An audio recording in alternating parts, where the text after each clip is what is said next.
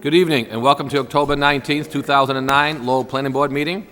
Tonight we do have one public hearing and we have a matter on for new business for lot leases on the river's edge on the Concord River. Before we get to the public hearing and the new business, we do have the acceptance of the September 10th, 2009 minutes. Any of the board members have any corrections on those minutes? September 10th of 09. Hearing none, we entertain a motion to approve. Mr. Chairman, make a motion to approve. Motion's made. Second. And second, all in favor say aye. Aye. Chair votes yes. Those minutes have been approved. The next matter will be the approval of the minutes of the September 24th, 2009. Chairman, I make a motion for the approval of September 24th, Second. 2009 minutes. Motion's made and second, all in favor say aye. Aye. Chair votes yes. Those minutes have been approved as well. We do have a public hearing this evening. This is for proposed zoning amendment, dormitory definitions, and special regulations. In accordance with Mass General Laws, Chapter 40A, Section 5, the Lowell Planning Board will hold a public hearing to hear all interested persons relative to an ordinance to amend the Code of Ordinances, City of Lowell, Massachusetts, with respect to Chapter 290, therefore entitled Zoning. The amendment would replace the existing definition for the term dormitory and further add special regulations. May we hear the applicant, please? Thank you, members of the board. For the record, I'm George Proakis, Planning and Permitting Director for the City of Lowell. My little green light is on. Can you all hear me okay? All right, good. Here tonight on behalf of the Division of Planning and Development to provide a background on what's before you tonight for a zoning change. As a ways of background, as you're all aware, we passed the comprehensive master plan for the city in May of 2003 with the approval of the Planning Board and the City Council, and a major zoning change went forward in December of 03 and December of 04, mainly with the goal of capturing and implementing the goals of the master plan. The master plan has a specific goal in the housing section that refers to facilitating and encouraging the development of student housing in the City of Lowell as a way of reducing the impact of student tenants on the affordability of rental housing. That was in the 2003 code, and it actually referred to in the action step developing on-campus dormitories and off-campus privately owned student housing. At the time, there was not a significant demand for student housing at the university exceeding the supply that was available, although there certainly were a lot of students selecting to live off campus. What has happened over time is that there have been waiting lists forming on student housing. There has been more of a demand for it, and there's been more of an interest in it. As we as discussions came forward, taking a look at options that were available to house students, one of the gaps that came forward was that despite the master plan recommending allowing the off-campus privately owned student housing, the definition of dormitory as it is written in the code today, which identifies that a dormitory is a building used as a group living quarters for a student body or religious order, and then says as an accessory use for university, college, boarding school, covenant, or similar institutional use, that without the direct affiliation with the university entity, one could not qualify themselves as a dormitory for housing. Instead, if you wanted to develop all student housing, you could try to squeeze in under the apartment regulation, which does have limitations in the number of folks who are not related to each other living in a single unit. And some have tried that, but it's an awkward fit for student housing, and it doesn't necessarily address up front the unique challenges that student housing potentially presents. So there are a number of advantages to being able to allow off-campus student housing that remained in effect in 2003 when the master plan was first passed, and become even more apparent today. First of all, it assists the university with a lot of their goals of encouraging more students to be able to have the opportunity to live on or near campus, creating more of a campus community. It reduces the need for off-campus apartments scattered throughout the residential neighborhoods to be used for student housing. And as universities like UMass Lowell look to recruit more students from further away and more residential students, which are part of their goals, it tries to encourage the ability for them to provide places for students to live with students rather than scattered in amongst the rest of the neighborhoods. The ability to do that makes it easier for them to recruit students and easier for them to raise the caliber of the university as they're doing that. What it allows us to do in the opportunity here, as opposed to an on-campus dorm, is have an opportunity where we both have a project that we have much more control over, because if the university builds their own housing, they are exempt from city regulations on zoning altogether. And it also allows us to have an opportunity to work with a developer to put something together that can be done probably quite a bit faster than something state-funded, which lets the university and the city achieve these goals sooner. And it actually, and this is a key essence of this, the way it is established, allows and creates a situation whereby what we are developing is a taxable property rather than a tax-exempt property within, while still serving the university's goals. So to address that issue of accessory use, when the discussion came forward, and I believe it was Councilor Broderick made the initial motion to look at this, and we came back to the zoning subcommittee, we did a little bit of research, and we established a solution which is presented here in terms of the ordinance that's before you today. It essentially adjusts the definition slightly so to allow privately developed uses, but make those privately developed dormitories subject to the regulations of a new special section.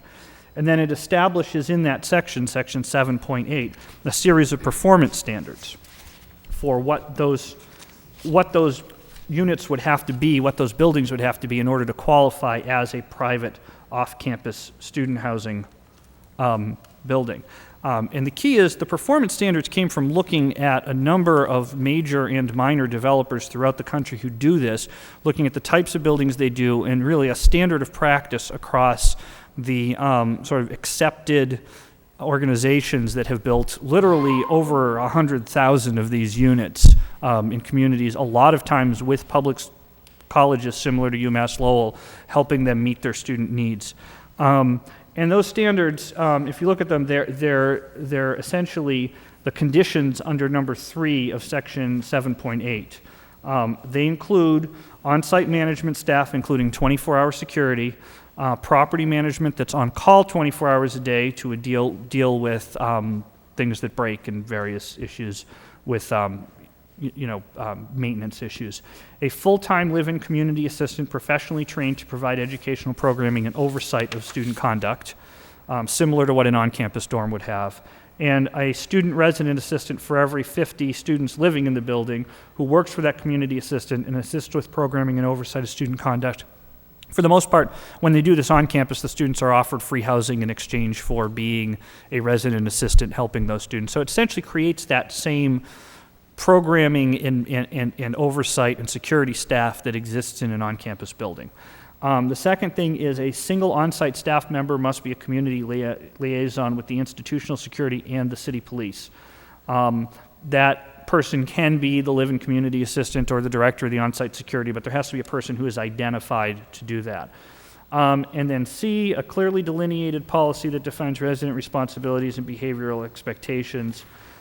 With infractions reported to the institution, it's pretty standard for colleges at this point to treat their students to their code of conduct, whether they are on campus or off. So if somebody violates a regulation off campus in a private dormitory, they would be essentially held to the same standard by the institution as if they were on campus, as long as this dormitory is required to report that infraction. So that's actually a part of that standard. And D, where buildings are located such that students must walk further than 2,000 linear feet from the nearest campus academic building of the institution for which it serves, the owner must provide the city a transportation demand management plan that indicates that the owner of the institution will provide shuttle bus service between the dormitory and the institution. And basically the owner can do that, the institution can do that. There just has to be a plan to put in place how that's going to be done if somebody proposes and it is approved to do one of these in a location that is far distant from the existing academic campus. So that's the essence of the way the standards were set up. So we spent quite a bit of time working with this, and I think that there are a lot of real advantages to the city of doing this, and this is one of the reasons why, after working with the council and working with the council subcommittee and spending some time doing this, we're recommending that you support this tonight. The first is the advantages as stated above, as I've stated before, about the university goals and the control that this allows. about the fact that it sets standards, and those standards achieve two essential goals. The first thing it does is it probably will weed out applicants who will try to do this without being able to understand or meet those types of standards. The second thing it will do is when a project like this comes forward for review, it limits the need for you to debate whether or not one of these standards is necessary and brings the level of discussion up to how they're meeting the standard and what they're doing to do it, so that there's really an opportunity to focus on that level of detail. And in addition to that, it ensures that what we are able to get and bring forward is something that we have a full control over. And I think the advantage in the end is that we'll get projects that can be built on a more efficient schedule than a university doing a project on their own, while at the same time we'll get the ability, if someone is trying to do student housing, for them to call it a dormitory and not an apartment building, for them to follow the standards and be able to really focus on how those standards work on the particular site in the particular location. In addition to that, it retains the existing regulations for dormitories throughout the rest of the code, including triggering site plan review, requiring parking and landscaping, et cetera, as the existing code does at this time. So that's the basics of it, and I'm available to answer questions after you've finished any public comment. Thank you. Thank you. Anybody here like to speak in favor of the proposed zoning amendment? Mr. Chairman, members of the Planning Board, ladies and gentlemen, my name is Mark Oman, 58 Oakland Street, Lowell, Mass. And I wish to be recorded in favor of this. I think this is an excellent proposal that the DPD has submitted, and I think that this would help a lot. Thank you very much. Thank you, sir. Anyone else like to speak in favor of the zoning amendment? In favor?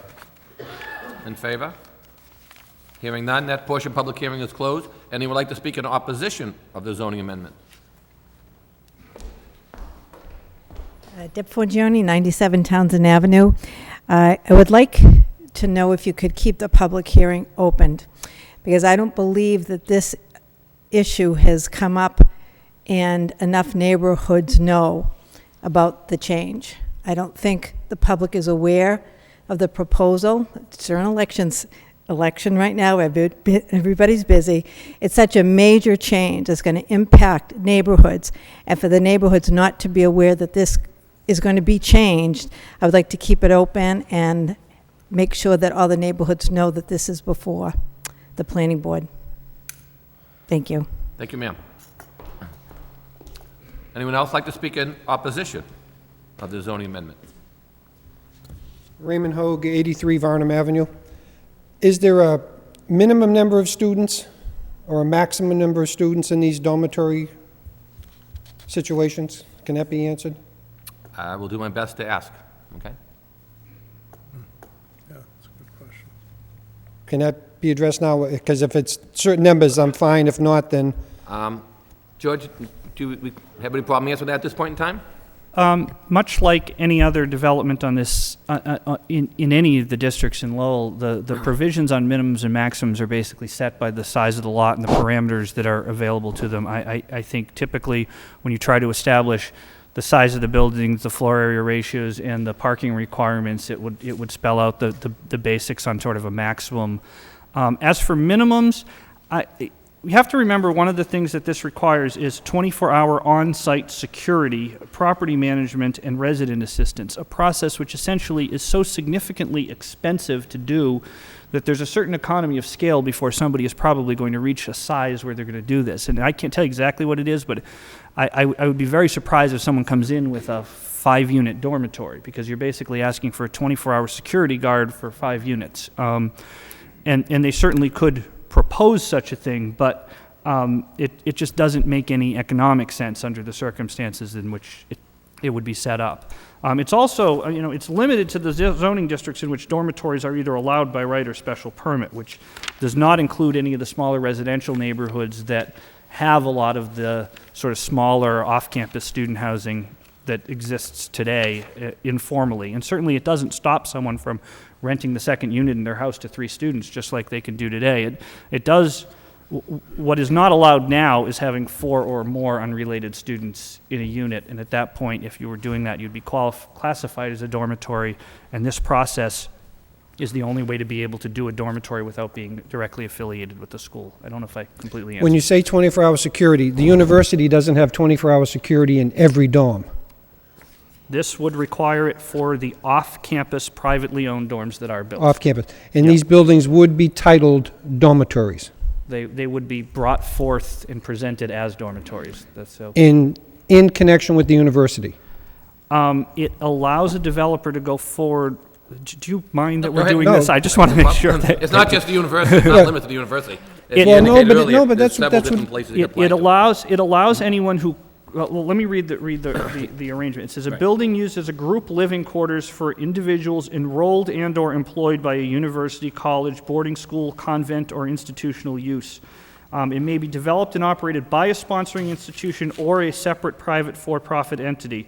Where the use is privately developed and operated, programs and services must meet the standards that we discussed. My concern is that the GRIP people could come in and put 100 students or 100 people in a building They and call it a dormitory. could, well, Having dealt with the GRIP program as a There- Pawtuckaville resident, There are very, there are different they're a very different situation. Because first of all, GRIP is nonprofit, and nonprofits can't go through this process. It has to be a for-profit entity to qualify to do this. Second of all, a lot of what they do is exempt from our zoning regulations anyway, and I'm not sure why they would pursue something that would require this level of review when there are options available to them to pursue things that state law doesn't let us regulate as it is. So there's a separate but very concerning issue regarding the group home type of housing that's offered and what we can or cannot do to regulate it that does deserve some attention, but is very limited by the state's exemption on educational nonprofit uses.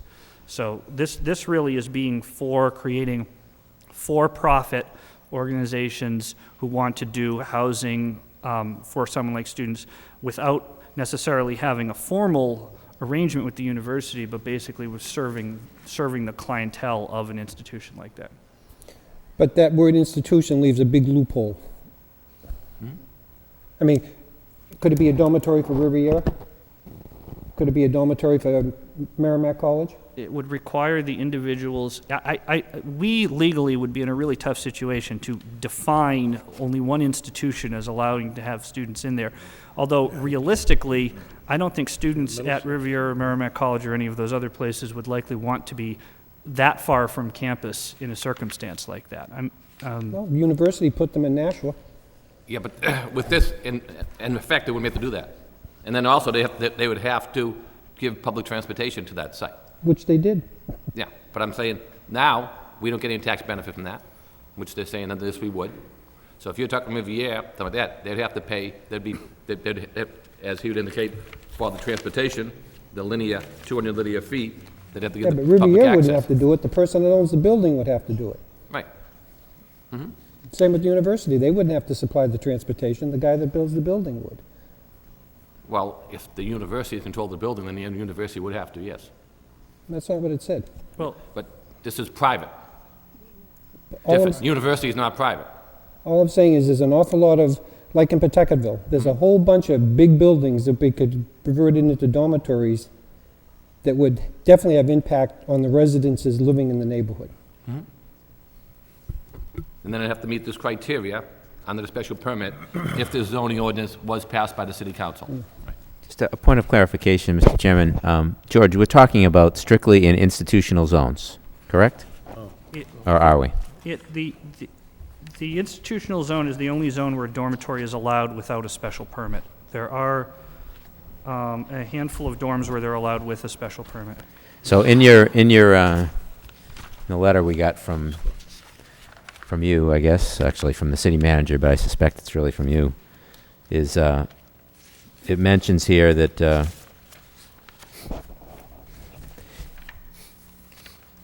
it specifically calls out the institutional mixed-use zoning district.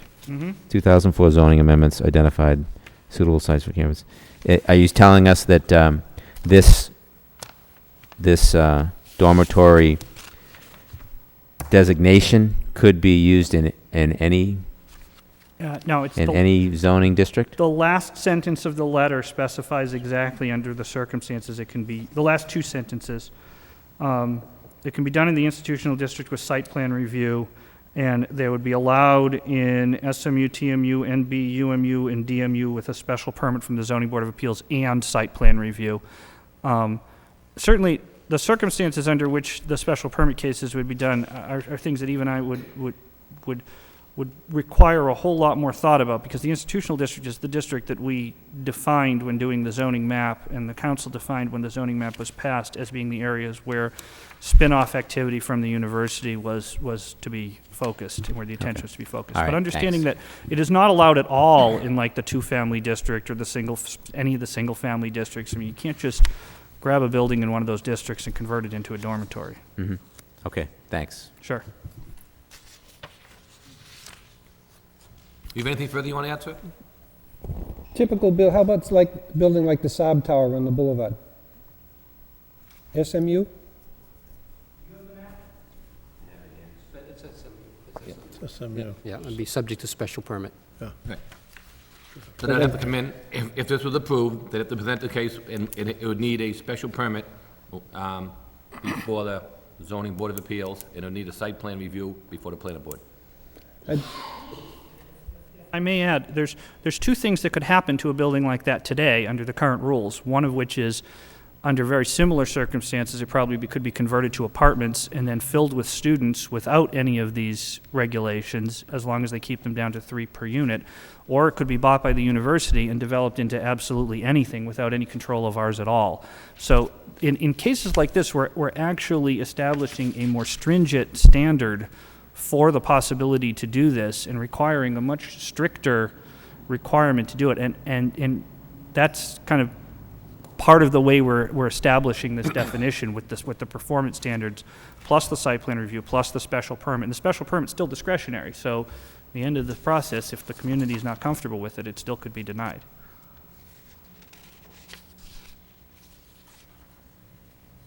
Okay, thank you. Thank you, sir. Anyone else like to speak in opposition to the zoning amendment? Let me see if anybody else wants to speak, ma'am. Anybody else like to speak in opposition? John Welch, Lexington Ave.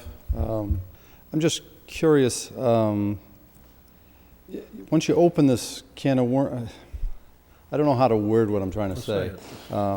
Let's say the Saab Tower, you have parking spaces for 20 cars, and if you wanted to make apartments in there, you wouldn't be able to feasibly do it because you wouldn't have enough parking to make that work with the zoning regulations that are there now. But if you did a dormitory, you're saying three people per unit, so to speak. Now, would there be a parking requirement on that? There's definitely a parking requirement. It all depends on what zone it's in. Sure, actually... I'm just using the Saab Tower because it was brought up before. To use the Saab Tower as an example, let's say someone converted a building like that into an apartment building with a certain number of units, let's say 7 or more units. There would be and they were trying to do 3 people per unit, and they did like 2 beds in one room and 1 bed in another room and set them up that way. That would trigger a parking requirement of 2.2 spaces per unit.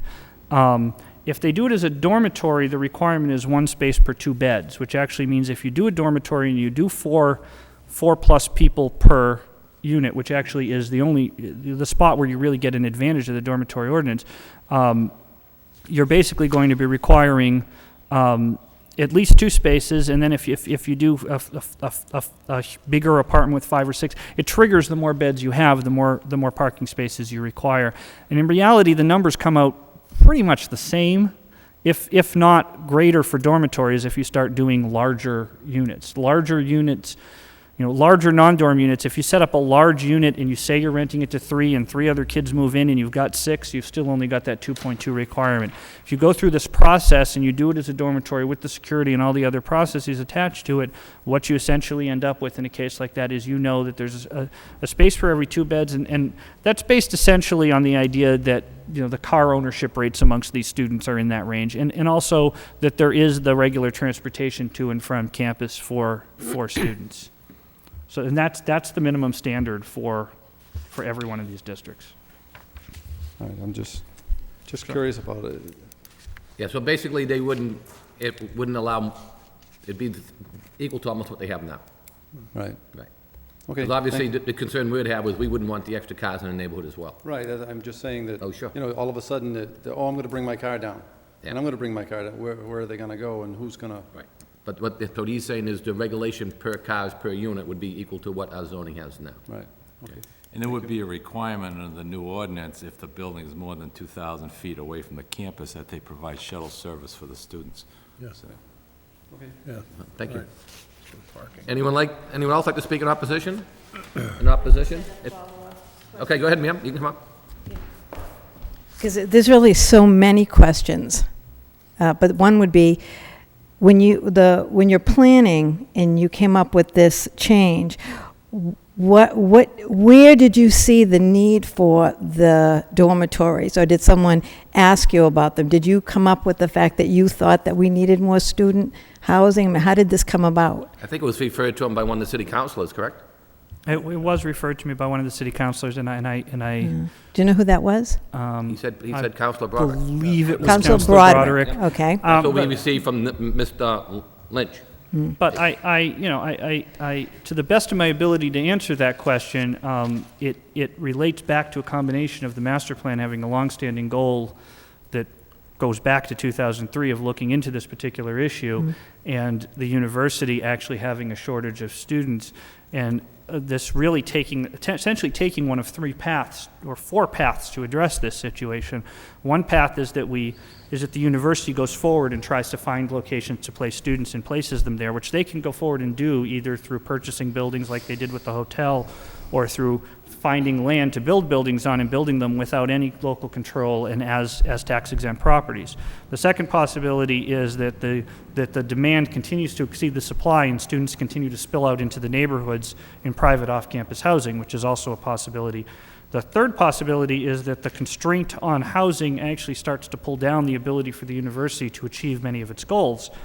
And then the fourth possibility is looking at implementing this master plan goal of actually providing a shorter and more controlled way of providing student housing with the standards attached in locations and under circumstances that can manage it, with the city having more control over the process. So that's why when we looked at the alternates based upon what was happening at the university, this really looks to be the most efficient way of addressing that particular set of challenges.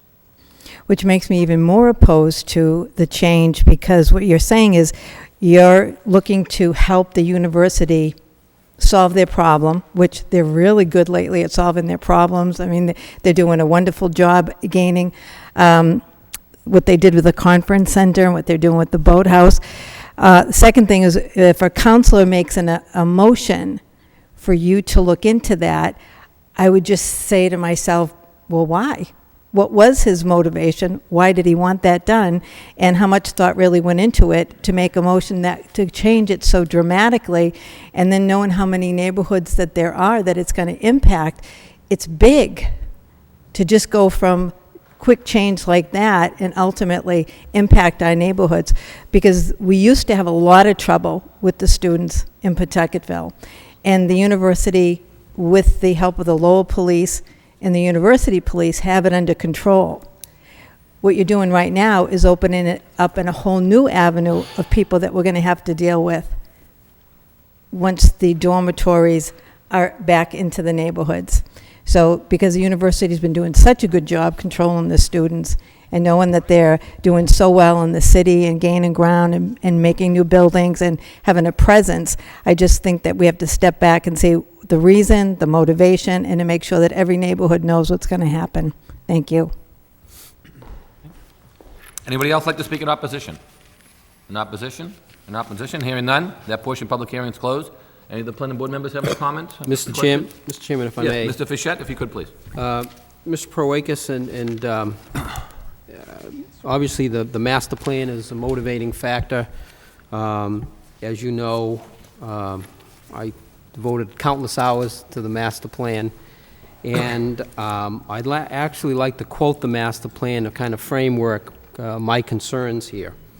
Matter of fact, in the letter that Mr. Gendron referred to that went to the City Council, it paraphrases a section of the master plan. It says, identify areas with convenient access to the university that would be suitable for development of off-campus, privately owned student housing. That does not start off the sentence, okay? The sentence starts off, partner with UMass Lowell and neighborhood groups to identify areas with convenient access to the university that would be suitable for the development of new students' housing, such as on-campus dormitories and off-campus privately owned student housing. I suspect the reason the people from the Pawtuckaville Citizens Council are here this evening is because that wasn't the approach that was taken to start this process. Secondly, in the master plan, and I'm going to go to page 81. Anybody following along at home can turn to the page.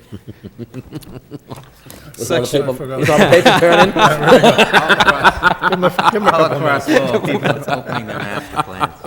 Section 7.1.1, second action step.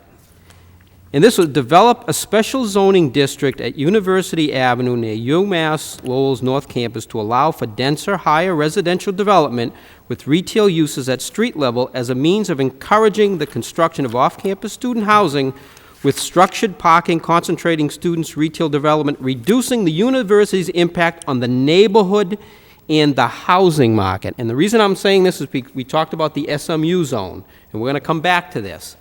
Now, if you go to page 84 of the master plan, section 7.1.7, the third action step, strengthen the physical and conceptual connections between UMass campus and the downtown to draw more students into the downtown for shopping, dining, and cultural activities. Again, we're going to go back to the map in the SMU zone, because I'm concerned with, by changing the definition of dormitory and not having the accessory use, you're really changing the impact of this part of the zoning in a tremendous way. And now you're opening up that SMU zone. And it does not, none of the locations of the SMU zone within the city meet what the master plan is calling for. And also in the Pawtuckaville master plan, which the countless hours were put into this, in working with the university. And we actually, Mr. Chairman, and this is something that when we were trying to deal with the marginal street issue, and I had made a motion, and my concern was we have planning documents, and I think Mr. Proakis alluded to this, that when we put these documents together, and we met, we had a special session, an evening with UMass Lowell. And at that time, the posture was they're a commuter school, they're not looking to encourage dormitory use. They were not meeting capacity at that time on the on-campus use. As a matter of fact, at the time, we were trying to incorporate into the plan whether or not the Nanotechnology Center ended up in Pawtuckaville, whether or not that could be addressed as far as helping to facilitate the development but address concerns. We had a 2-hour meeting, and not once did they say that that's where it would end up until a question was asked afterwards, could it end up in Pawtuckaville? And it was indicated that, well, we're looking at all locations. Well, we now know that it is ending up in Pawtuckaville. Now, having said that, we have planning documents that weren't set up to address any of this. Now, on page 25 of Pawtuckaville Master Plan, in Section 2, second action step, the city will work with UMass Lowell to reduce the automobile dependence among students and faculty, paying specific attention to traffic flow between universities' campuses. And part of this was, matter of fact, they were going to work on scheduling so that depending upon where students were housed, they would be concentrated in a particular campus.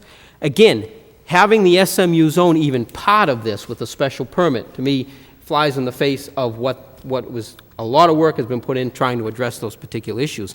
And the fact that we even have a condition that says beyond 2,000 linear feet A mile is 5,280 lineal feet. This is 4/10 of a mile. It's almost a half a mile. There's no way we should even be encouraging any kind of dorm use that's almost a half a mile away from the university. At this point, that's dispersing the campus more throughout the neighborhoods, and especially with the SMU zone. We have an SMU zone down Pawtucket Boulevard, which, matter of fact, I would hesitate to make changes that would impact that because, as Mr. Proakis knows, there is a big bone of contention as to the SMU zone along that Pawtucket Boulevard. And unfortunately, for many reasons, it hasn't been addressed to date as to creating some sort of a special waterfront district, and that the inappropriateness of that particular zone in that particular area. And to keep the door open for possibly dormitory buildings to go up, or dormitory use to go up in that site, I think is somewhat disconcerting. Now, that's as really this relates to the master plan. One of the other concerns I have is, and I brought this up, I think Aaron, I jumped on Aaron when it was, had this gone to the zoning subcommittee, and George, I know you mentioned this was a motion filed by a counselor. Has there been a zoning subcommittee meeting on this to get to this point? And again, it comes to reaching out. I thought we've come a long way in having subcommittees and having people addressed and informed. As a matter of fact, we had counselors go on a every other week meeting schedule so that they could have a subcommittee meeting on the off week. And I'm just concerned if there's been, I understood you to say you were working with the subcommittee. We had a short subcommittee meeting, I think the week after this was first. Councilor Broderick made the motion. Okay. We provided the ordinance as a proposal. It was placed on the agenda to be referred out to the planning board. My expectation at the time was the planning board was going to be the first discussion on this topic. At that time, they requested, on the council floor, requested a subcommittee meeting to sort out some questions and answers. We did have and it's probably completely my fault in forgetting to keep everyone in the loop on this, but we had a probably 30-minute subcommittee meeting before a council meeting one night where we went over questions and answers on this particular issue, answered some basic questions on kind of how it worked and what it did, and at the conclusion of that, the subcommittee recommended to take it back to the full council and have the council refer it out to the planning board, and this is how we ended up here tonight. Okay, thank you. Now, in reference to the ordinance itself, George, I have some questions on the definition, and some of it relates to what was already in the current zoning code. However, having it tied to the university and accessory use gave it some sort of protection, I felt, and by separating that, and I understand the intent is to try to collect tax dollars from these uses. So I certainly understand the intent, and I think the average person can identify with that. However, there's a lot of complex issues related to this that can have some negative impacts going forward. And I think we would have to at least tighten up some of the language in this ordinance. I'd like to go through some of this. But at the very least, as it relates to the zoning districts, I would be looking to have the special permit even taken out of the SMU zone and not even having that as an option in the SMU zone. That does not fit, it's at the end of Gorham Street. There's one on Middlesex Street, further down Middlesex Street, and Pawtucket Boulevard. Why the door would even be open for dormitory housing is somewhat disconcerting for me. As it relates to the language within the ordinance, I guess I am concerned now as we break away from the accessory use and we have a building used as group living quarters, and I think we need to kind of define group living quarters. And then we have, what we've added is individuals enrolled or employed by a university. Now, would this be a mixture, and it would be with their families? I'm assuming if it was employees with families and students, is that? I think that the essence of why that's there, and that is a remainder of the old definition, is that there is a history of institutions offering faculty housing or faculty members participating in student housing. The likelihood of that occurring in an off-campus arrangement is probably slim to none, but that it is a throwback to the original definition of dormitory. I mean, it which may not be allowed- appropriate to even have that in there, but It may at this point not be necessary. It's not imperative to the goals of the ordinance at this point. and at least, could you expand or give me your thoughts on what does similar institution use mean? I mean, what would you, I mean, that's really a very vague statement. And again, that was in the old ordinance, but it tied it to the accessory use of the university. It pretty much tied it to the university, but now, what does similar institutional use? There is, at this point, and if anyone else has a perception that I don't, I cannot think of an institutional use other than the ones listed there: university, college, boarding school, convent. So why even have that to open the door? Why would you even have that similar institution use? Yeah, it probably isn't necessary. And again, I think I would, one of the speakers did bring up dormitory, the minimum and maximum. I think that, I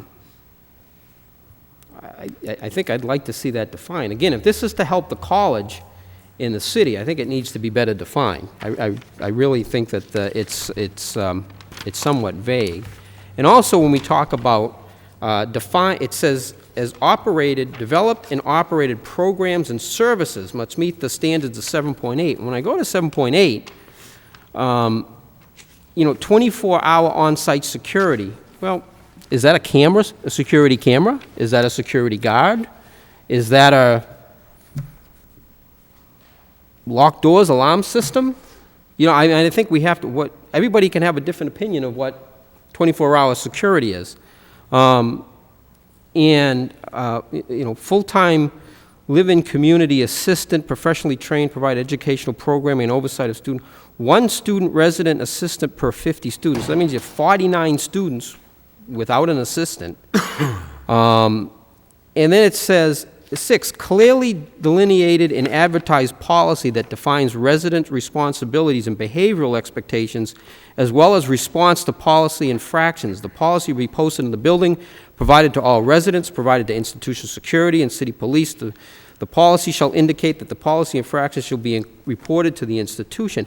Nowhere does it define the policy, and it's separate from the university. So who defines the policy? The property owner writes its own policy and says it has a policy in place and it will be posted? Well, the expectation of establishing performance standards in a project that is going through site plan review is to provide a base minimum requirement and really a point of departure for which that standard is established. As you may know, the provisions for a decision on site plan review before the planning board is that it ensures compliance with provisions of the zoning ordinance. In an attempt to do this, the attempt here is to establish standards to the extent that you can practically establish standards of these sort of issues in zoning. To get too specific runs the risk of making it very difficult to be able to address the individual issues on the individual properties. Yet to leave this sort of thing out altogether is to subject every individual project to be part of an open debate or discussion on the particular issue. So the strategy here was to define the basics based upon the typical performance of these projects, to somewhat thin out anybody who doesn't really understand how to do this sort of stuff from coming in with an application.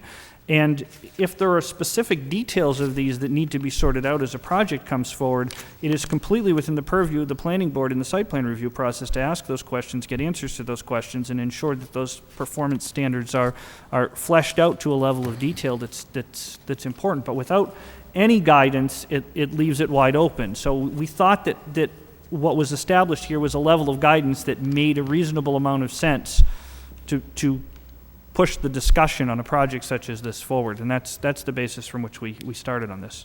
Okay. And then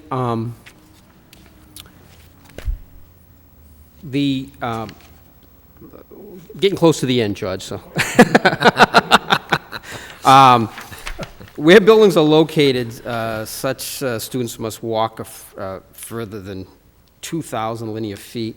And it doesn't give the city to mandate a minimum service or penalties for failure to provide the service. And I really question even, again, the spirit. I understand, I can appreciate the fact that, well, if it's going to be that far away, we want to have some sort of transportation plan. But quite frankly, it shouldn't be that far away. That's almost a half a mile away. And it says from the nearest campus academic building. I think we need to define that. What would be a campus academic building? Where learning takes place within the building? So it wouldn't be another dorm? It's not another dorm, and it's not the maintenance facility. It's a wouldn't be the building with maintenance classrooms facility? in it, basically. Wouldn't be the boathouse? I wouldn't think so. That's not, It's, It could be no. learning. Learning it's a science crew? on that, I just think we have to be very careful when we, yeah, exactly. I think we have to be very careful. That needs to really be clearly defined. At Again- that point, with the 2,000 feet, that takes you to the Tingsboro line with the again, SMU zone. The concept here, when we have dealt with these in the past, has been, I don't want to create one single class of activity in this zoning code where performance standards are massively tighter than everywhere else when there's a review process in the middle of that. The penalty for not providing a service to the standard or not meeting whatever condition is placed on the site plan review to address that standard is the $300 a day penalty for any other violation of zoning.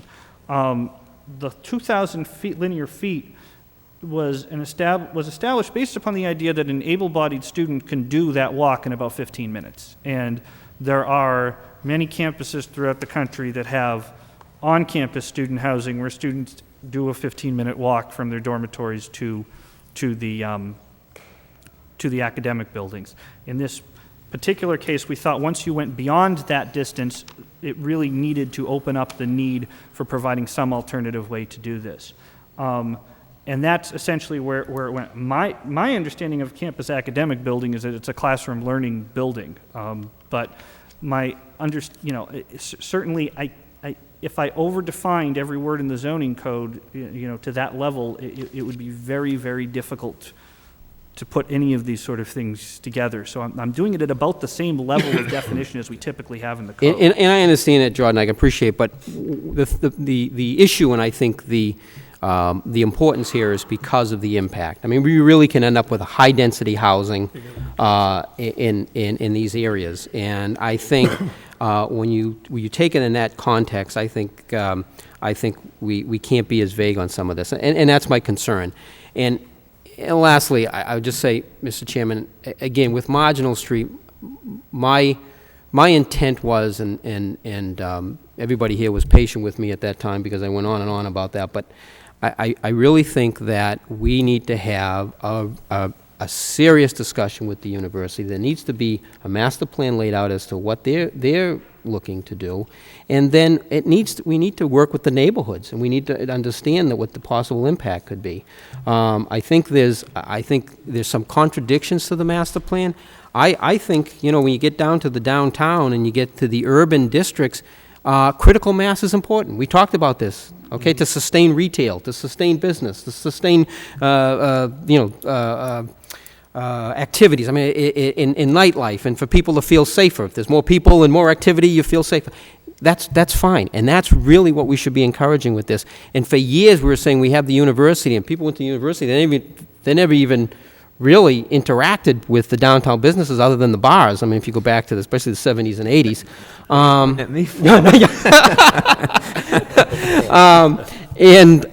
So we have a great opportunity. We have an opportunity here, and when you look at the map, you look at the institutional zone along where the ballpark is, you look where River Place, you look where they're going to acquire the Songus Arena, the land next to there. Maybe that's an opportunity to even extend the institutional zone along the river so it doesn't affect the River Place into the Songus Arena, where that lot is next to the arena. What a great, but I've spent years on planning documents, and this is huge. This is really huge on the city, and this should be part of a comprehensive plan. And that's why I can appreciate what the intent of this is. I really can, but I really think it has to be taken with a more comprehensive approach.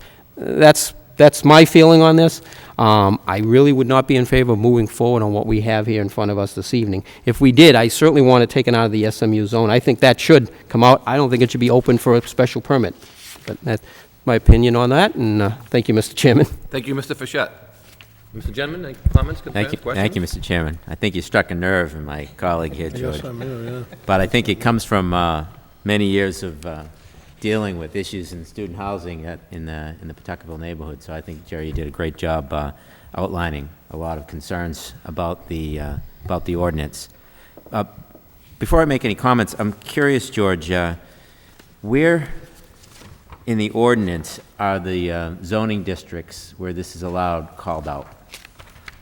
They're not in the proposed changes. They basically take the dormitory definition and carry it through, so that basically the districts that's allowed and not allowed in are the same ones that the existing type of dormitory is allowed and not allowed in. So it's in Article 10 in the table of uses is the existing established where there's no's, yeses, and special permits. There's only one yes, and it's in the institutional district, and there's SPs in those other districts, including, as Jerry was pointing out, the SMU has the zoning board special permit in the existing code the way it's written right now. I see, thank you. So, but the existing dormitory has to comply by the density standards that are currently in the zone. Is that true? An existing and a proposed dormitory would have to comply by the density standards that are in the zone. The only difference is that an existing dormitory would have to be affiliated with a university or an institutional use in order to be able to called a dormitory. Essentially, what that means is that if you wanted to have more than 3 unrelated adults living in a dwelling unit, as it's defined, an apartment or a house or something like that, you would have to basically be owned or officially affiliated with the university. I see. Okay. All right. So I have a lot of the same concerns that Mr. Frechette brought up, but the biggest one is basically, the multitude of zones where this would be allowed. Mr. Frechette brought up the suburban mixed use. There's also the traditional mixed use, neighborhood business, urban mixed use, downtown mixed use, and even though those all have to come for a special permit, as you know, if it's in the code and we disallow something, there's an opportunity for an applicant to take that to court and perhaps get it overridden if we're unhappy with that type of use in a particular special permit. So I think we are really opening ourselves up to a massive loophole here by including all of those zoning districts. Honestly, when I first read through the ordinance, I thought we were talking about just the institutional zone, in which case I think that would be fine, because we have all learned that a definition like this is necessary. When we had that issue on Marginal Street, it was in the institutional zone, but it was a private developer developing student housing, and we were struggling with how do we restrict this? This is going to be student housing. It should have a lot of these things that we have called out in the ordinance. So from that standpoint, this is a good thing. I think it's good that we have this on black and white, and we think thoroughly through how we want to control student housing in the city. But I think we need to be very careful about where we say it's allowed, and I think we need to restrict it more. In the current under the current zoning conditions, we have traditional mixed-use zones on Rogers Street, all the way out Rogers Street. We have them on the boulevard all the way to the Tingsboro border, up Gorham Street, University Ave, nearly to Drake, Middlesex Street all the way to Chelmsford, Princeton Boulevard, Westford Street, Lawrence Street. I could pick out more and more spots where we would become reasonable zones for student housing and dormitories. And I don't think, we want to have dormitories popping up on Rogers Street or any of those other places that I called out. So we really need to, I support the idea, I support the concept, but we really need to constrain it to, I think, areas that are in the very close proximity to the institutions that we want to support here, which is, the university and perhaps Middlesex Community College. Right. So I would agree, in closing, with Mr. Frechette, I would not be in a position where I want to support this tonight. Either, it might make sense to send it back for more analysis. I'm not sure what the protocol would be, but I wouldn't be willing to support it in its current state. Thank you, Mr. Generman. Any other board members? Yeah, I have Mr. Lockhart? just a comment. Generally speaking, I'm in favor of what you're presenting here for two reasons.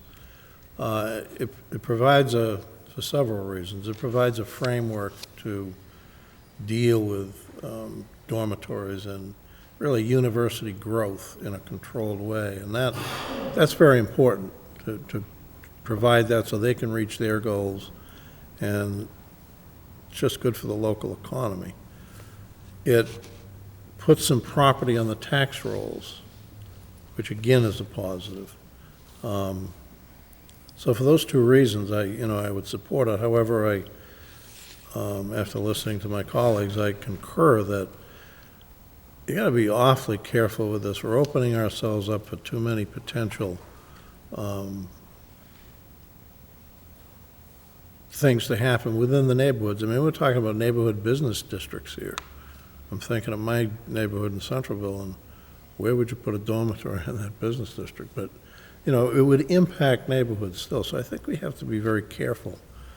And I, too, have a little bit of a problem in supporting this the way. I think that needs more definition. I have a hard time supporting it with that language. And also, I think the gentleman brought up a reasonable point that somewhere we have to address the size of what's happening. I know there's an economic, break-even point, but somehow I think we have to understand what we're dealing with here in terms of size, number of units, or however you want to define that. That's all I have, Mr. Chairman. Thank you. Mr. Claremont? Well, I would certainly agree with the comments that have been presented to this point, and I think, as you look at this ordinance as a whole, it appears that someone identified a potential problem that need to be addressed, and they set about addressing it by way of an ordinance, which is not necessarily, something I disagree with, but we have to concern ourselves, as has been stated earlier, not to move too quickly. I think in the past we've done some things to change some ordinances and put some things in place that down the road we found out, we should have been a little more careful with that. We should have tightened it up a little bit. We should have been cautious, and maybe we moved a little bit too quickly on this. I would think that the protocol would be perhaps to have a meeting of this board together with the zoning subcommittee to hash out some ideas, their thought process in putting this forward to the point that it is now, and invite public comment at that point. I don't know how much the public knows about this process up to this point, and if we were looking to give our job at this point is to make a recommendation to the city council as to whether to approve it or not to approve it, but I would agree. I think it's a little too soon based upon all the information that's come forward tonight. I think we should proceed cautiously, continue it for a period of time to invite the public to come here and comment with us, but in the interim, perhaps schedule a joint meeting with the planning board and the zoning subcommittee so that we can share some ideas and some thoughts and maybe tighten this up a little bit. So that'd be my thoughts.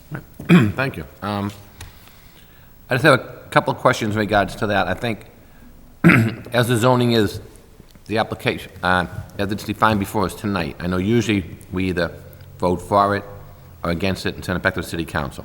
Yeah, I know we're not allowed to change it as it comes before us. You are. We can vote and make comments, but we can't change it ourselves. You can make comments, and those comments can be as specific as, we recommend that the council make an amendment from the floor and do X or Y, or as vague as we recommend that before passing this, the council address some items, or you can recommend an approval, you can recommend a denial.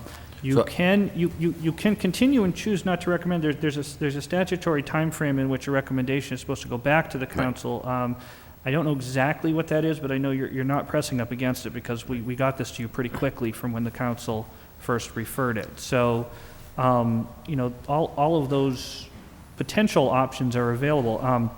One of the challenges is that when the council referred this to you, they also scheduled a public hearing on it at their council meeting tomorrow night. Now, but the council cannot act without your recommendation. So if you choose to make a recommendation, they could move forward and act. If you choose not to make a recommendation, they can open the hearing, but they cannot vote a decision on that hearing until either the time frame expires or until your recommendation is received. Okay. So, but one thing I would recommend is if you are going forward and proposing changes, that we do it within it would be a lot easier to do it within the confines of the ordinance that has been proposed and is going through the process as a whole. Starting the process over again means reopening and re-advertising and restarting a hearing process that could take months, essentially, while getting to a point where you can either make a specific set of recommendations that the council can act on, or continue to a date and establish what those recommendations may be. It is a little tough. If the council opens the hearing and takes testimony, it's a little difficult to see where they go from there in terms of setting up joint meetings. So I don't know, all of those options are available to you. It is a little difficult for me in the role as both advisor and advocate for this to give you exact direction that. on what you should do. So I will. Well, I think the sentiment of the board was basically, we're in favor of the dormitory use, but I think some of the criteria and what zones it should be accessible is, in some of the definitions, maybe something that we would like to hash out in a subcommittee meeting. Do we know what that time frame is? What our deadline might be? I'm pretty sure it's 60 days from when it's first proposed, which at this point was probably, I would have to go back and look at when it was the night we had the subcommittee meeting that they referred it out to you, and it was probably about 5 weeks ago. So let me just ask, if we made a motion tonight to deny the zoning amendment as proposed, with the reasoning that we feel that it's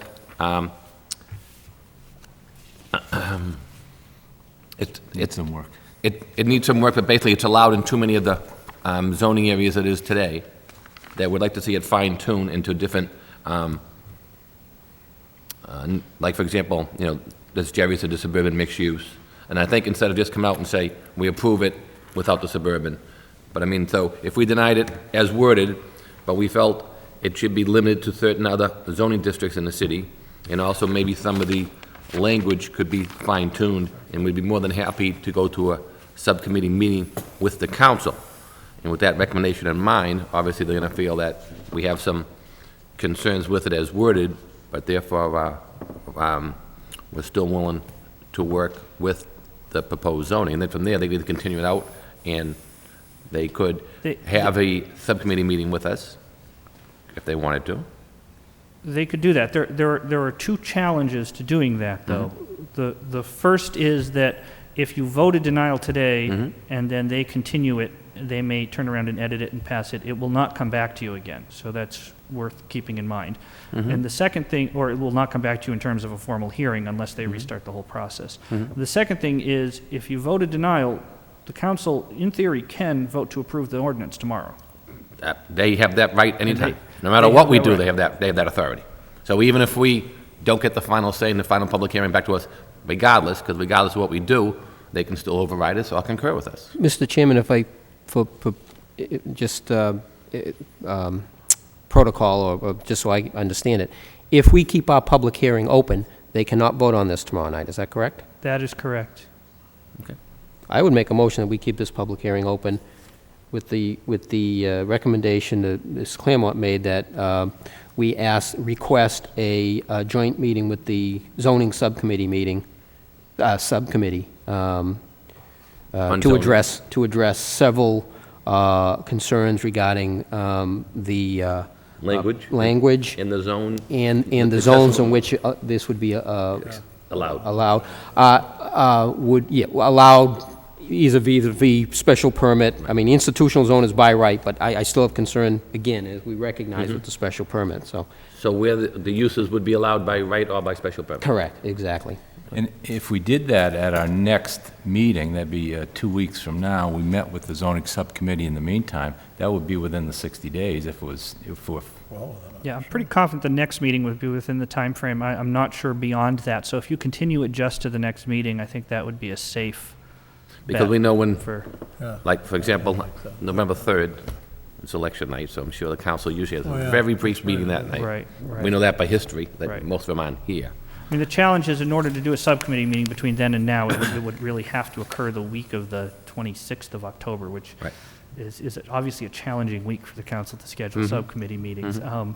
But nonetheless, that may be Yeah, I mean, but, you know, part of the if challenge. they put it on the agenda tomorrow night, they have more control of the agenda than we do, Well, so. but- I mean, as an alternative, you know, certainly we can keep the council and the subcommittee in contact with each other. I have heard very clearly your set of concerns with this ordinance, and I think that there are some things in terms of tightening the definition, in terms of potentially adding some numbers on the size, and in terms of restricting like the SMU, TMU, and neighborhood business zoning districts, all of which don't seem to be unreasonable recommendations to package up a completed, ordinance alternative to some extent, which could potentially address your concerns and possibly, I don't want to say this for you, get a favorable recommendation out of the planning board? Is that, I think the more we see, the more teeth that we have, and the more it's limited, and I think then, like, I think all the board members indicated they were in favor of some type of dormitory regulatory use on the zoning for public access. I mean, if it meets your comfort level, what I can do is I can draft the amendment package to address your concerns and bring it to your meeting in 2 weeks. We can update the council at their meeting tomorrow on what that package might look like. And then that way, when you see the package in 2 weeks, you can either, recommend it, the council on a number of occasions has accepted zoning where they've accepted zoning while accepting the planning board's amendment. Right. Remember the form-based code, in fact, Yes. we had a particular amendment that I brought forth and explained what the concern was. You recommended approval with that amendment. We attached that amendment to the code. When it went to the council voted on the floor to make that amendment and then voted to approve the ordinance. If one solution is potentially something of that effect, and if the council's comfortable with that, I could potentially bring back to you in 2 weeks an amendment package to address essentially the wording issue, the size issue, and the districts issue, and see if that's something that's amenable to you at that. That could, but I think, getting back to part of the the request that we had, is if we had the subcommittee meeting, then obviously the board would have the input of the feeling of the councilors. And then if it came down to, like, say if one of the councilors, for good reason, said, I really think it belongs in this zone, and say, we didn't address that for some reason, or this would fit here and not that other place. Say, for example, if one of them could convince Jerry it belongs in the SMU. Yeah. I'm not saying he would take it, but maybe he would say, this was the reasoning behind it, this is why we are, or maybe we agree with you, Jerry, it shouldn't be in the SMU, but I think for X, Y, and Z, it should be in the urban district. And then I think, as reasonable minds would differ, would say, now that we have their input, I think we'd hear more back from them instead of saying, okay, we're going to drop this amendment without hearing from the council. That's something that I would consider. I don't know what the rest of the board is saying, because I think we'd be more than happy to sit down and have a subcommittee meeting with them. Yeah, I think we got to hear. I mean, then if they have some input to say, when we drafted it, we thought of that as well, or we think it should be, or if there's and a lot of times, I know when the council meets, they get a report back through the subcommittee. And so they have to report back to the subcommittee, and a lot of times, more than just the 3 councilors on the subcommittee go to the subcommittee meeting. So a lot of times when we've been there before, there's like, usually 6 of them there minimum, depending on what the issue is. More so, especially with the zoning, where it affects the neighborhoods. So if we had them in there, and then if we scheduled the meeting, and then some of the people from the public had some concerns and made some issues that we didn't look at, the council didn't look at, then we could digest it more in detail, instead of just saying, well, this is what the board might want, let me amend these conditions, and then I might get back to what Joe says, are we pushing it through too quick? So I don't see a negative by meeting with the subcommittee minute. What I'd I suggest, think it opens up a good dialogue. I think we need Mr. Chairman, if we had a motion to continue this for 2 weeks to invite further a public comment that may come before this board. We send a request to the zoning subcommittee to see if they'd agree to meet with us in the interim, and then George, three-pronged approach, if you would, go ahead and draft some alternative language based upon what we talked here tonight, and maybe circulate that to the board, within the next week, so that we can incorporate that and incorporate some additional thoughts and speak to the zoning subcommittee about that. I think that can all be done within the next couple of weeks, so that by 2 weeks from now, we can make an informed recommendation. I think it also might give you a chance to digest some things we said tonight, because I know you put a lot of work into this. Right. And then they could say, well, I heard what they said, but let me see if, say, for example, if we're talking about one particular zone to be eliminated, and they go back and you say, okay, let me see what those zones are on the map. What would be the use for? Okay, maybe we should do that. And then we could look at the other ones and say, the other ones should be allowable, but it might give you a chance to digest some of our concerns instead of just hitting you with a bulletproof itemized list and say, this is what we're thinking. Right. And And I know in the past, you did give us alternatives when we sat down in the hall with the zoning as well. Yeah. You said, we could either go with this, if the council and the planning board, if not, this is another alternative, and then, so I mean, I think it just opens up a little more dialogue by having the subcommittee meeting. Sure it does. But As a first pass, a lot of what you're saying makes sense. I mean, without spending the detailed time to make sure that there isn't anything we're missing, the concerns addressed, particularly regarding the SMU district, make a lot of sense, and it may be that it's not an appropriate place for a dormitory of any type, whether it be on campus or not. All that said, we do not control if the university buys a building in a single-family district and turns it into a dormitory. That's not. And that's something what you're trying to prevent by passing it to some of this here. Well, we believe by providing something that's under the city's control and under the city's tax base, that it will add a benefit in the grand scheme of things. So They're just trying to control it more, absolutely. that offers the city more control, more financial benefit, and more of an opportunity to guide this through the master plan's goals. And I think, Jerry brings up some viable comments here when he talks about the idea that we talked about concentrating students around the downtown and around the campus, around the campuses and around the more urban areas, and yet the zoning all along has allowed dormitories in the suburban mixed-use district. So, and as far as the district in Pawtuckaville goes, as Jerry knows, we've had a long-standing commitment to look at that from a more holistic perspective and create a specific and unique district for that stretch of land. The drafts have been out there for a while.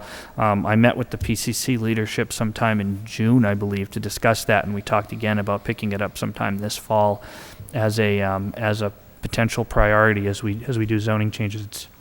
That district on that site has never quite been what anybody wanted it to be since it was first done in 2004. It's one of the points in the whole zoning map. It's really the biggest point in the whole zoning map that's needed some additional attention, and the Pawtuckaville Master Plan pointed that out. So, I mean, notwithstanding even this issue, that area probably should have a new and different sort of zone to it as well.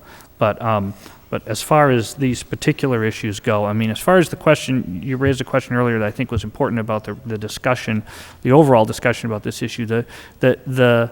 The public discussion on this process to some extent happened when we did the master plan and the zoning code about the institutional district and where the institutional district should be. There was some additional discussion about it when it was expanded to include additional property at a request of a particular property owner. But beyond that, that was fundamentally the area we most significantly wanted to prioritize this, because that's the area where dormitories were allowed by right. So that is the direction, that's the primary direction out there. So we'll look to you for the motion to see how we can But I think, address that. it does go back to the zoning that you set up, and which we give a lot of credit for, is when we put that, by put in by special permit, because that was something that's very helpful for us. I mean, I think the words was all, we have some teeth in the zoning, and at least we do have this by special permit, which gives this board and the ZBA board a lot of control of where something like this would go. Right, and we have been able to vehemently defend special permit denials, and we had one very successful case. Site plan is a lot different than the special permit. Site plan is really a matter of trying to guide a project. Correct. Guide the circumstances under which it meets the zoning code, which is very important as far as these performance standards go. Special permit is a discretionary permit for which courts will lean towards. If a denial is appealed, the goal is that the standard is that the burden rests on the individual who got the denial to address why they believe the board acted And as we inappropriately. learn in to do case that. law from past experience on this board is, just because you allowed it in one area, precedent doesn't carry over to the other area, because each piece of land is unique. You have to And have that's what the courts have written. Yes. And their decisions coming to us, that just because they gave it away somewhere else, for example, driveway length, doesn't mean it qualifies here. The key You know, in the a- applicant argued, well, they gave it away down the street. The court Yeah. says, doesn't matter. You still have to make the criteria here. Perfect example, Westview Road. Westview Road, the key Bingo. on that is a well-written denial that can be defended. And they said, I don't care if you gave me before. It's here. The court Yeah. says, I don't care.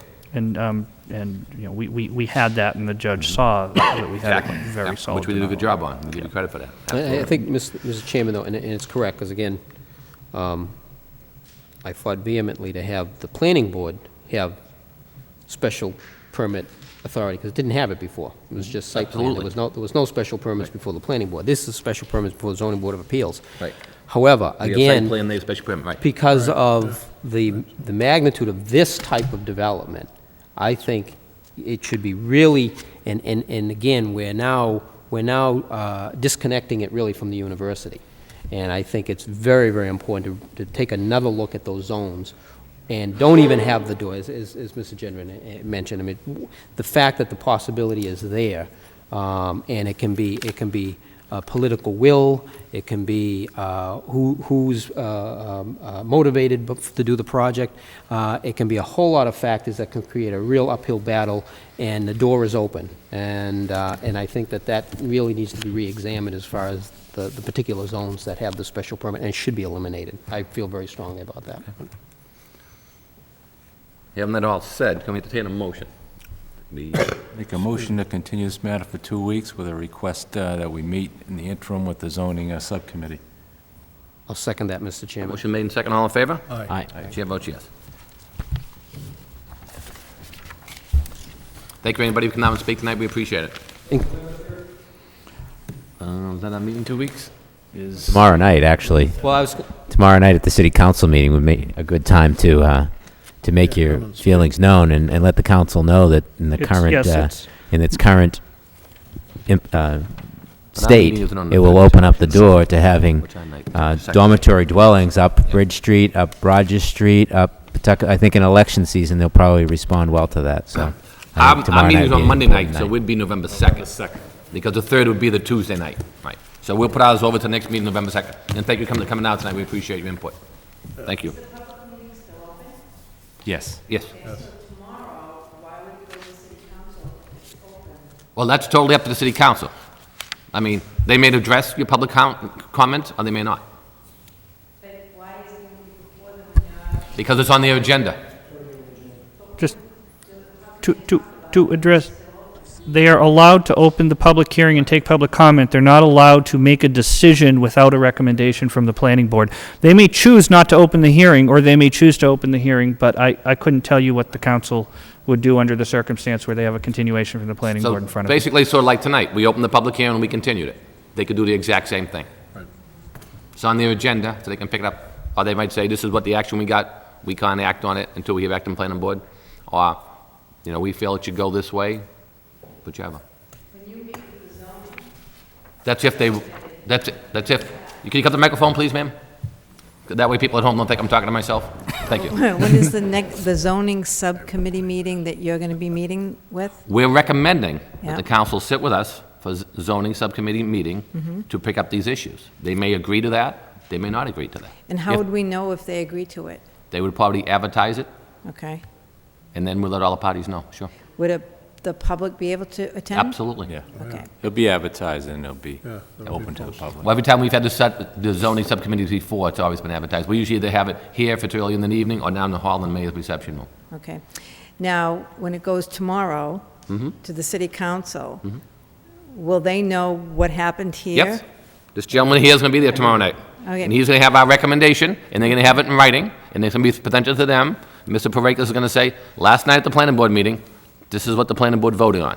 And Okay. he's going to present that to them. You're going to be there tomorrow night, right? Either I will be there, or Adam Bakey will carry that Right. message. One of the two of us will be there, certainly, to And they will have explain a what letter. happened here. Yep. Which will be drafted by Aaron today, right, Aaron? On our minutes tonight, will we act on this? What our vote was tonight will be in writing, Yeah, given to the council. okay. So when the council gets it, they have to have a vote sometimes we've met together with the council in this room when we sit over there, and we do a joint public hearing, but they cannot act as indicated until we vote first.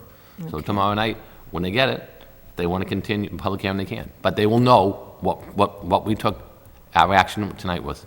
Is that a private notes in their file, or is that something for the public? Like, could we see it? If we go tomorrow, will I be able to have what you gave them in the package? Yeah, what I'm going to give them is just basically the Copy of our vote. the actions tonight. So when the public hearing was opened, who spoke for or against, so yourselves, and then the actual motion. Which and was then to the continue. vote. And that's essentially it. It's not necessarily going to be a complete transcription of the discussions tonight. It's just going to be, here's bare bones what happened, and here was. Is this televised? Yes. So maybe they'll see it before tomorrow? Could be. Possibly. They already know. I will say, the document Aaron's writing to the council is a public document, and if you would like to, we can make sure there are extra copies in the room tomorrow night, if that would be helpful. That's going to help. Sure, All right, absolutely. thank you. Welcome. Thank you. Okay. Moving along on the new business, we have requests for a lot release. River's Edge on the Concord. This is 1 River's Edge Road. The board will review a request by Residents First Development Corporation as a developer of the River's Edge subdivision to release lot number 5. Oh, excuse me, release of 5 residential lots from the covenant placed on the subdivision and special permit approval dated January 20th, 2004, and amended on March 16th, 2009. The 5 lots in question are located on McGuinness Circle. May we hear from the applicant, please? Mr. Chairman, before you hear testimony, I will be recusing myself on this issue. Thank you, Mr. Fischette. Thank you. Yes, thank you, Mr. Chairman, members of the board. My name is Dennis Connors, 38 Westview Road in Lowell. I'm representing the Residents First Development Corporation. The chairman stated we're here to request, under the same circumstances we had in the past, release of 5 lots, lots 45 through 49. I had attached a memo to my application, and I think it speaks for itself, but I can answer any questions that the board has.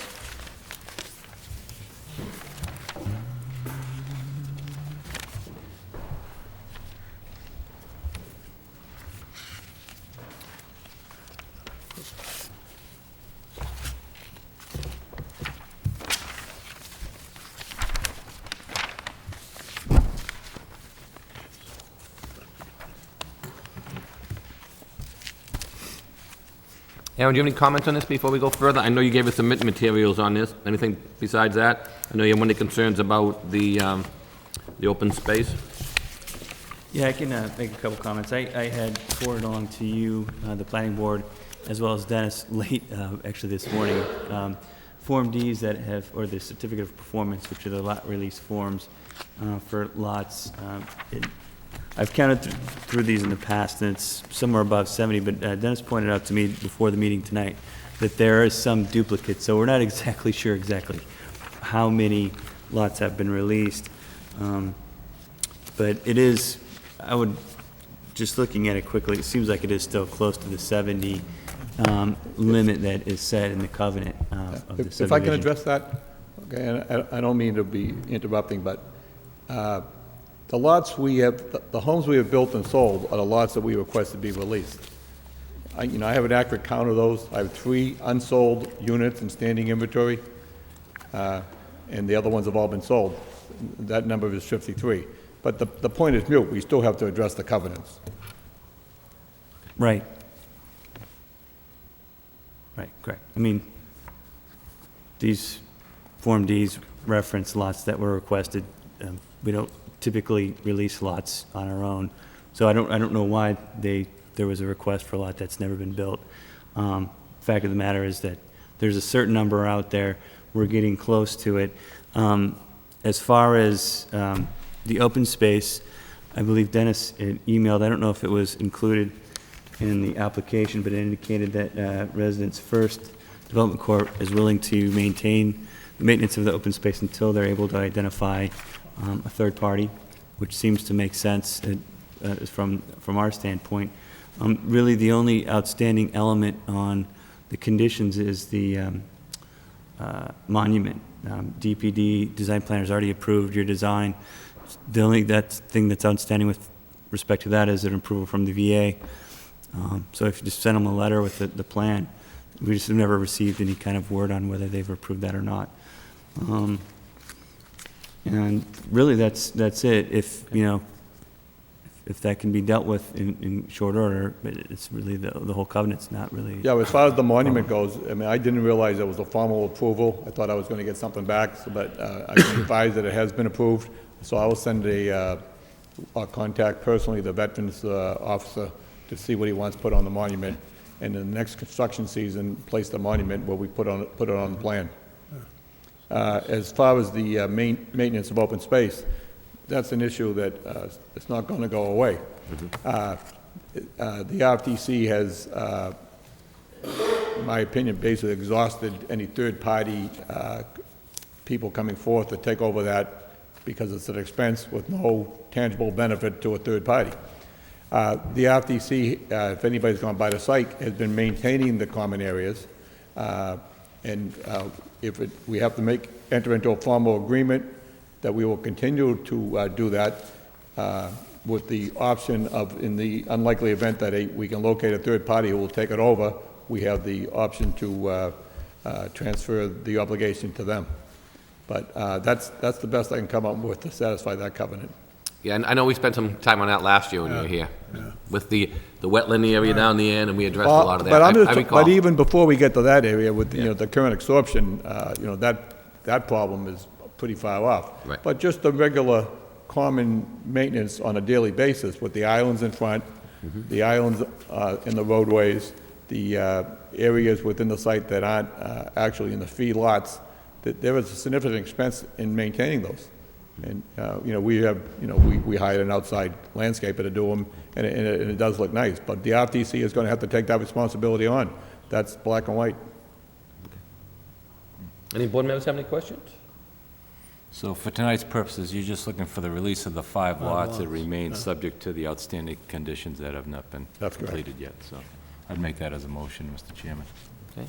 Second. Motion made, second. All in favor, say aye. Aye. Chair votes yes. Good Hey, luck. thank you very sir. much. Appreciate it. Thank you very much.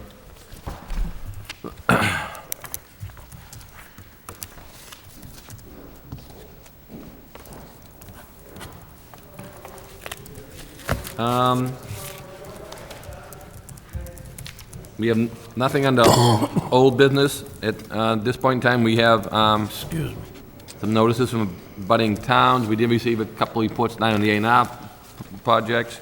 We did if we could just jump over to the ZBA notices, and then we can get back to one of the other correspondences we have. Let's see. Moving on to the Zoning Board of Appeal notices. These are matters that require a public hearing on October 26, 2009 at 6:30 p.m. here at the City Council chamber meetings. They are scheduled for 4 matters for new business. The first one would be for a special permit for telecommunications. The applicant is Clearwire LLC. The property is located at 525 Pawtucket Boulevard. Petition for the installation of telecommunications panel antennas 3, dish antennas 2, and related equipment inside storage room on penthouse level for Clear Wireless according to section 7.6 of the zoning ordinance.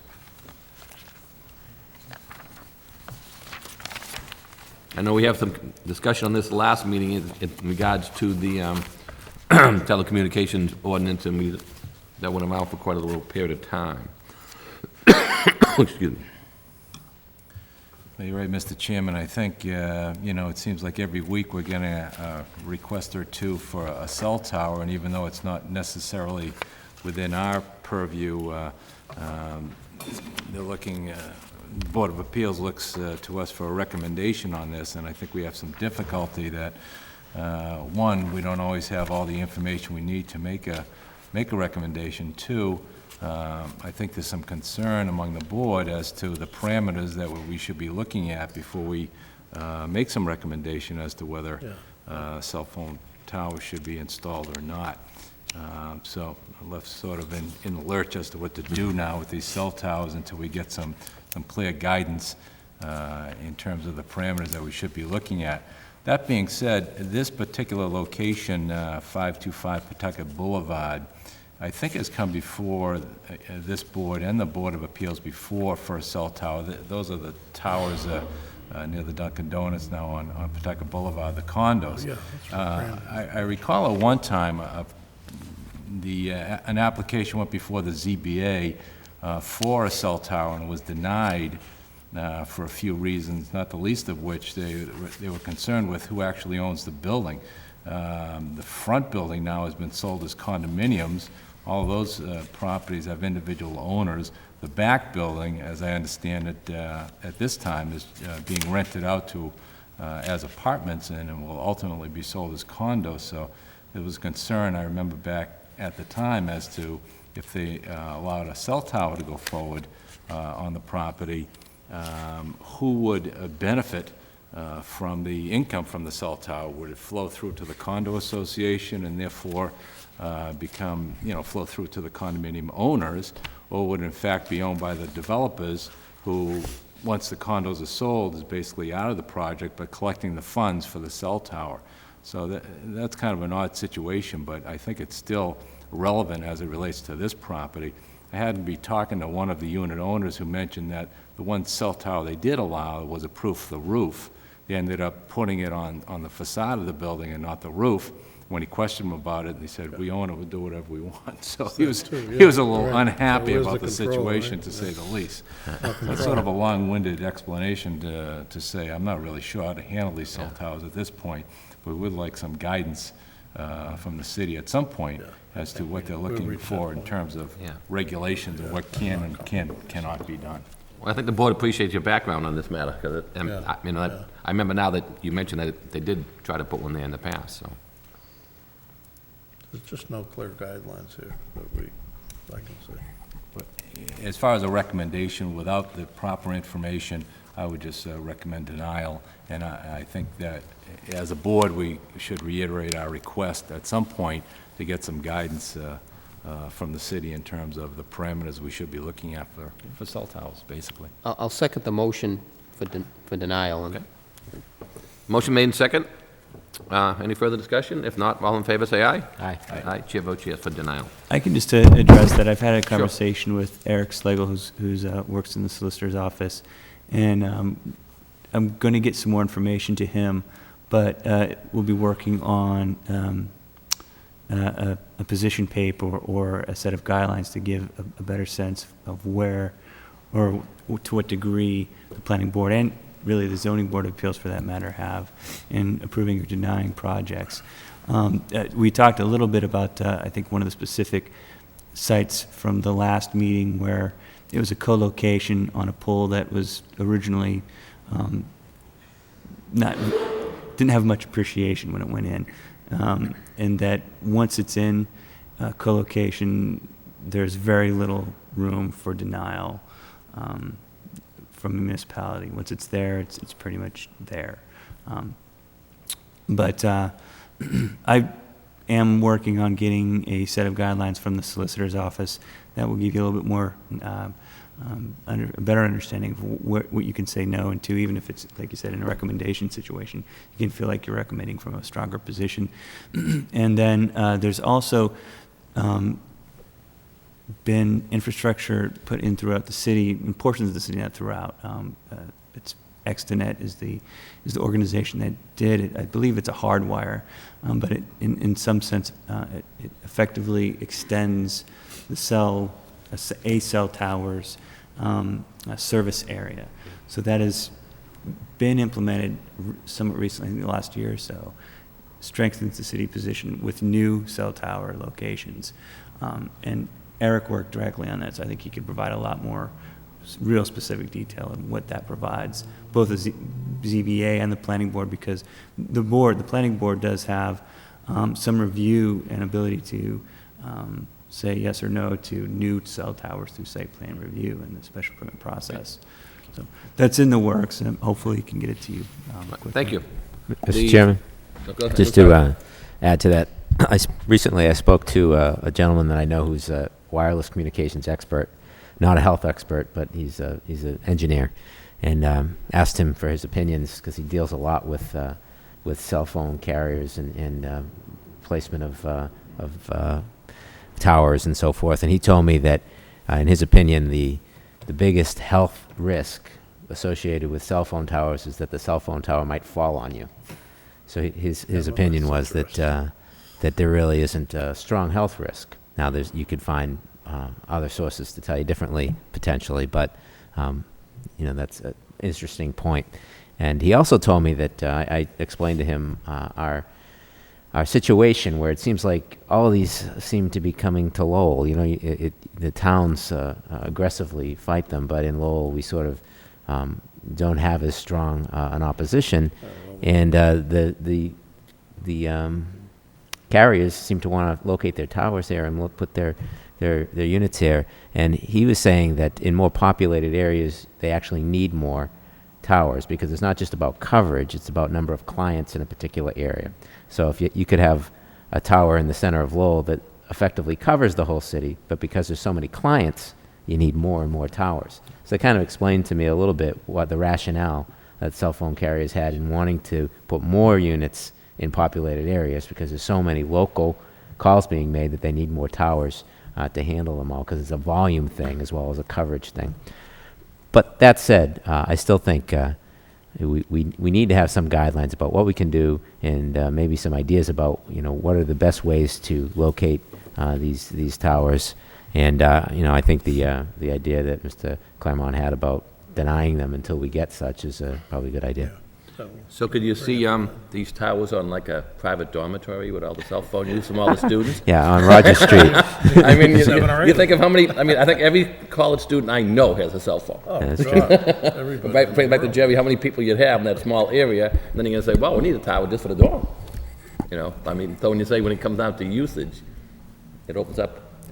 We could add, special regulations that no iPhones are allowed in the dormitory uses, because if there are iPhones, you're probably going to have to put up 4 towers. Yeah, good luck with We that can one. we can deal with that. Yeah. We'll move along. The next matter is for a special permit for Wireless LLC as well, and this one's at 403 Andover Street for an installation of telecommunications panel antennas 3, dish antenna 2, and related equipment inside the steeple housing and related equipment on site of a church, which is located at the above address 403 Andover Street. Which raises another question. If it's a church in the middle of a residential area that's not a taxable entity, is this cell tower that they're going to put in that's going to generate interest also not taxable? I just throw that out as food for thought. That's interesting, yeah, that is interesting. It's not taxable. So does the church get the income without the tax? I mean, at least hopefully the church would get something. Yeah, they I mean, typically do, yeah. Mr. Chairman, I'll make a motion that we recommend denial to the zoning board. Second the motion. Motion made and seconded to denial. All in favor, say aye. Aye. Chair votes yes. Moving along, next matter will be a special permit. The applicant is Dispace LLC, and the property is located at 105 Western Ave, Mill B, Unit 5A. It's zoned industrial to allow the use of a retail calf in the IA zoning district in accordance with the section 12.4 of the zoning ordinance table of uses.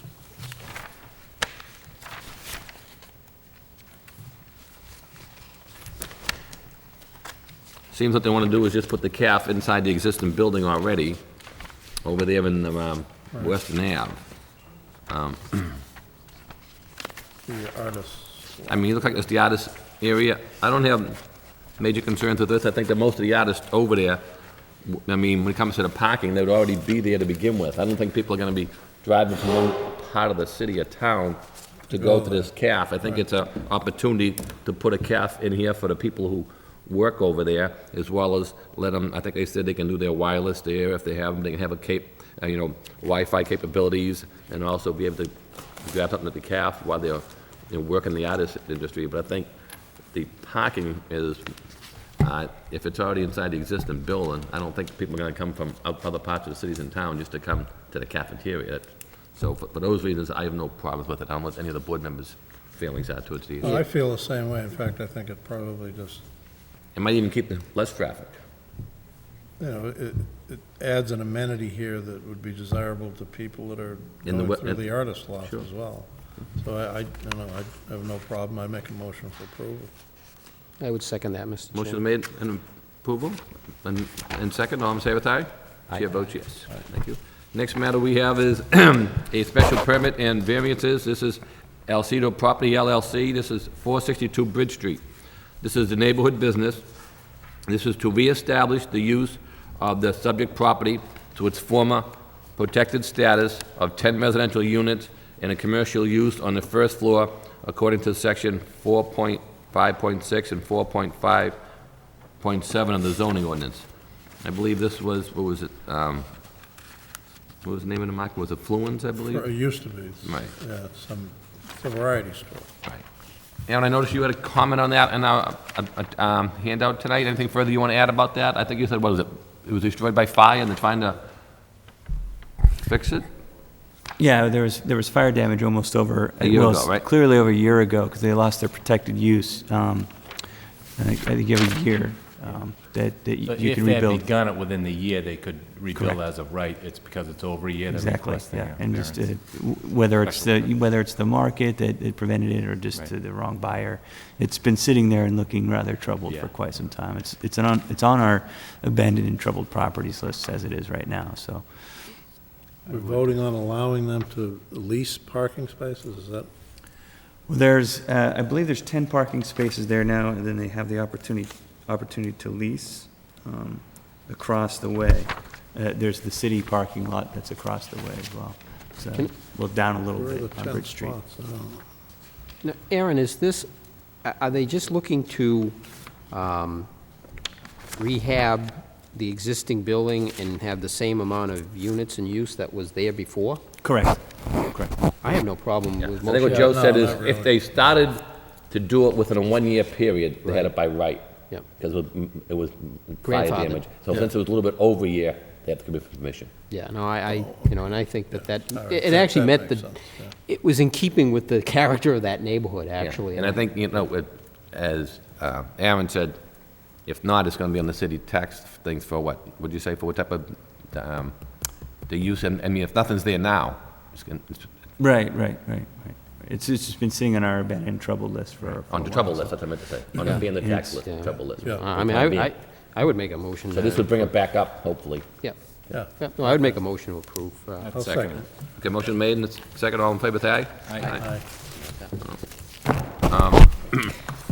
We did receive a couple of things in our packet tonight. I think one was an A&R lot, another one we received on a comment on Canoli Street, and one other matter on the other business. I know the board's been trying to convene a site visit on 133 Clark Road. I know we've been communicating quite a bit, and I think we thought we had a fine-tune down for this Friday, but that doesn't seem to work at this No, point, right? apparently either I misunderstood, but Friday doesn't work for Attorney Flood. The following Monday does, the 26th, so I don't know if that is a day. I can't be there at 4:30, but I can be there a little after 5. Fine with me. I can, Mondays later is better for me. yeah, I Yeah, mean, I can do that, I'm leaving Lynn at 4:30, so Yeah.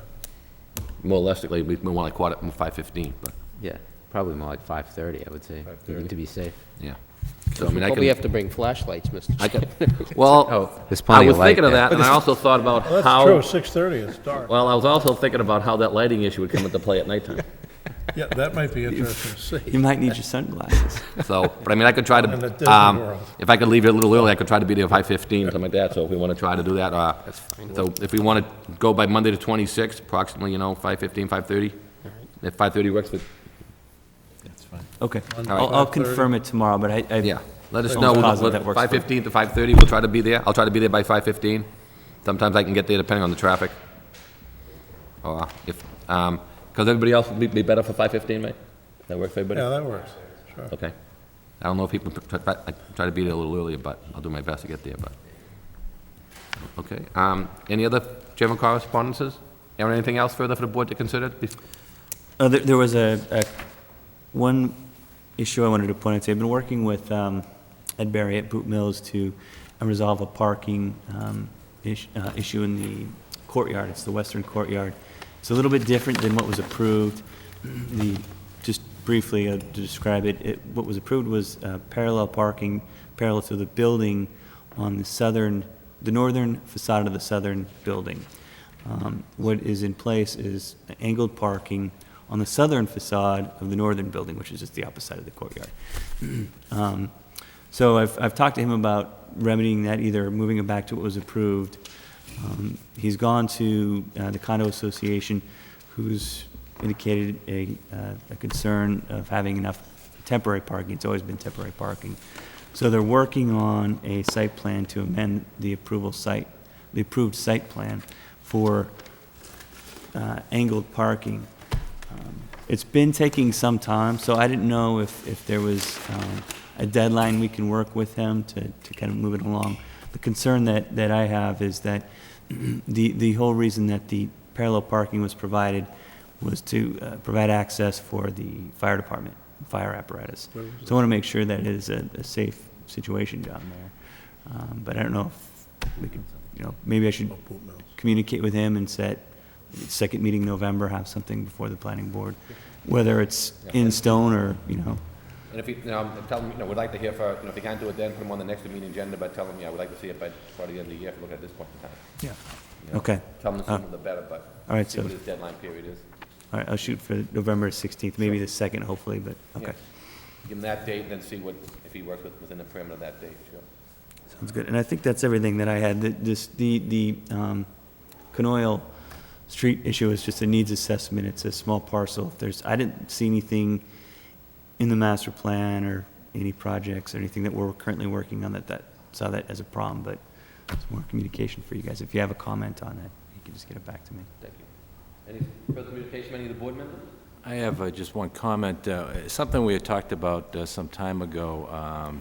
There's a statute in Massachusetts that says basically if a board member misses a meeting and a public hearing is open during that meeting and it's continued on to another date, that board member can vote on that project if they sign a certification that they've seen the transcript or the tape of the hearing. So, but that statute has to be accepted by the city in Correct. order for us to go forward. I know there was a conversation about that months ago. I don't know if anything ever came out of that. Well, I don't recall anything. If you want me to dig into that, I can certainly do that. Right. I know it was mentioned at one point, especially for board, we have no alternate members, so if we're missing a member some night and there's a project that might continue on over, all members can vote as long as we, see the tape. Yeah, Sign or a certification. for instance, a site visit. Yeah, I think the main thing comes up, especially when it's the special permit before the 5 vote. If someone's missing, and someone comes next meeting, they're missing, and I think there was some name they used, like jurisdiction, something rule, right? Right. It might have been. I looked at the statute a week or so ago. I can send you the site if you want. I don't know if the city ever Yeah, it just says looked therefore, into if a board it. member misses it, they can sign off that they've been fully up to date, especially now where we can go on our computer and watch these planning board meetings. Right. You can just go back and you can watch these, and so you're up to date, you get the issue. So it's easier for us to at least get that information. Yeah, I think it has to be I think James the might have film been, or James might have been the involved in that. It's either got to be a tape. full transcript or the tape or film. You have to review it and sign a certification before the Yeah. vote that you have viewed it. Yeah, because I think the minutes as I write them now aren't detailed enough. No, you can't just review the minutes. It's got to be the tape. I think James looked into that before, Mr. Yeah, Erickson? yeah. Oh, okay. Yeah, ask Mr. Erickson, he might remember what that. Yeah, I can't I know what you're talking about. I can't think of the name That of way, it in case right I now, think, but yeah. when it comes up to a special permit situation, if one of us have missed it, and then we come back, and then you have everybody here for the vote, and then the person's up to date. Okay. And then that person can't vote, they missed the first half, then you're stuck with the 4. Okay. Yeah, we can. Thank you. I'll get that for the next meeting. Any further communication? Make a motion to adjourn? So moved. Okay, we are adjourned. Good night. Thank you, everyone. Bye-bye.